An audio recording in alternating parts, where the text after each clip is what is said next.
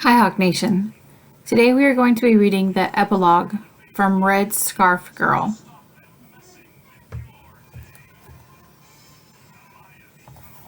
Many friends have asked me why, after all I went through, I did not hate Chairman Mao and the Cultural Revolution in those years.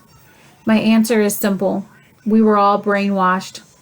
To us, Chairman Mao was God. He controlled everything we read, everything we heard, and everything we learned in school.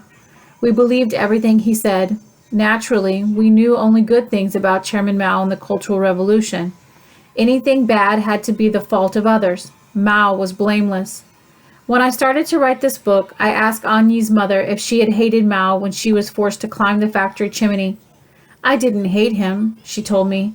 I believed that the Cultural Revolution was necessary to prevent revolutionism and capitalism from taking over China. I knew that I was wronged, but mistakes happen under any system. If the country was better for the movement that persecuted me, I was still in favor of it. It was only after Mao's death that I knew I was deceived. It was only after Mao's death in 1976 that people woke up. We finally learned that the whole Cultural Revolution had been part of a power struggle at the highest levels of the party. Our leader had taken advantage of our trust and loyalty to manipulate the whole country. This was the most frightening lesson of the Cultural Revolution. Without a sound legal system, a small group or even a single person can take control of an entire country. This is as true now as it was then. 30 years have passed since I was the little girl with the red scarf who believed she would always succeed at everything. I grew up and moved to the United States, but still, whatever I did, whenever I went, vivid memories of my childhood kept coming back to me. After thinking so much about that time, I wanted to do something for the little girl I had been, and for all the children who lost their childhoods as I did. This book is the result. This book tells of my experiences between the ages of 12 and 14. I have presented my family as it was, but in order to protect the privacy of friends and neighbors mentioned in the story, I have changed their names and some details of their stories.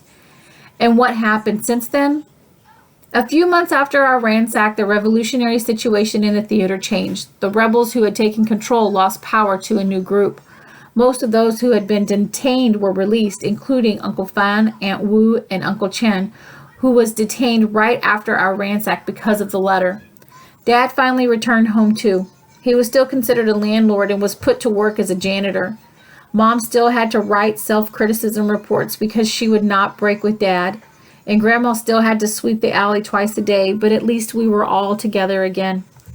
Our class status continued to hold us back.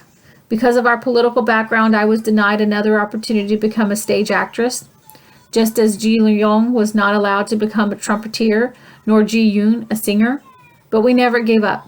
When the schools reopened after the Cultural Revolution, we all went to universities to finish our education. Both Ji Yoon and I became teachers, while Ji Yong worked in a watch factory. In 1980, my father was finally cleared. Not only was the charge that he was an escaped landlord dropped, but an old decision made during the anti-rightist movement was reversed as well. Only then did I learn the whole story. As a university student, Dad had risked his life by joining the Communist Party when it was still illegal underground organization. During the anti-rightist movement in 1958, Dad had expressed some disagreement with party policies, and as a result, he was forced to resign from the party. Although he was never officially classified as a rightist, he was denied promotions and major roles, and his career was ruined. In 1980, he was rehabilitated and appointed the vice president of the Children's Arts Theater. I looked at his gray hair and felt sad rather than happy. I knew he loved acting more than anything, and I knew that nothing could make up for all the years he had lost. The years of disappointments finally made me move to the United States. Now the whole family is here except Grandma, who died in 1992 at the age of 98. Ji Young lives in Seattle, where he works in the tourist industry. Ji Young teaches in a community college nearby, and my parents live with her family and enjoy the company of their 2 grandsons. And at long last, my father has been able to do some acting. Zong Popo died of a stroke not long after I came to America. Sometimes when I think of all we went through, I can't help feeling that it was only by the grace of God that we were ever saved. My parents and Grandma all admitted that at times during those dark years they contemplated suicide. Without God's blessing, they could never have survived.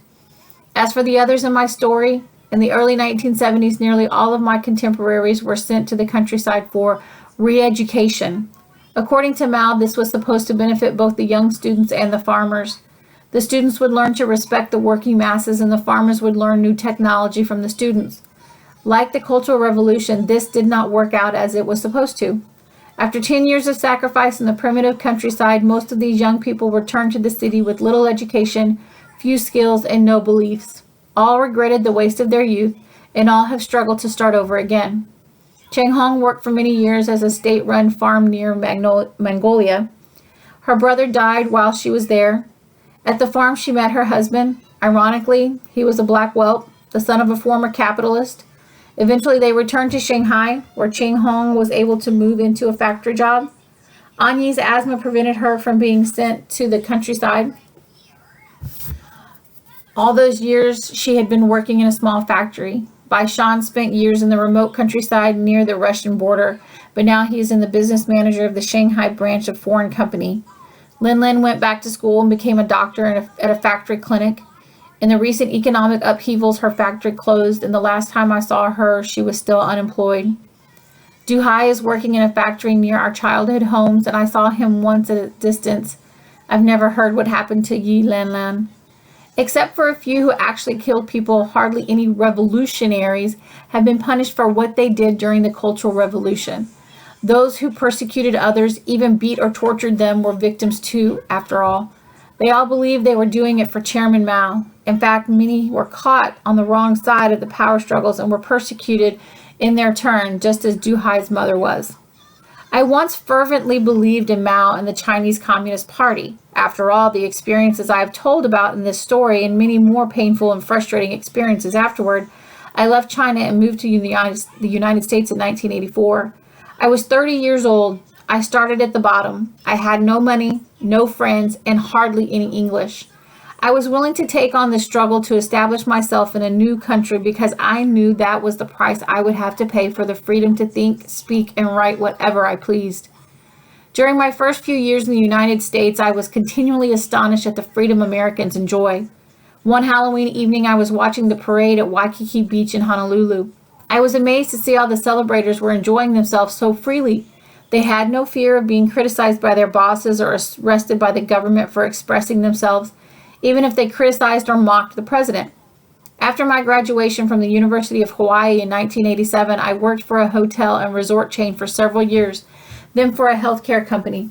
Despite my successes and promotions, I was not entirely happy. I realized that although I have adopted a new country, I cannot forget China. I wondered about China's present and I worry about her future. I have realized that despite all my suffering, I cannot stop loving the country where I was born and raised. Feeling as I do, it seemed natural for me to start my own company, East-West Exchange, to promote cultural exchanges between the United States and China.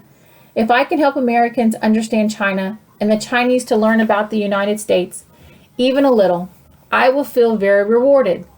I will have contributed something to my country, China, and my home, America.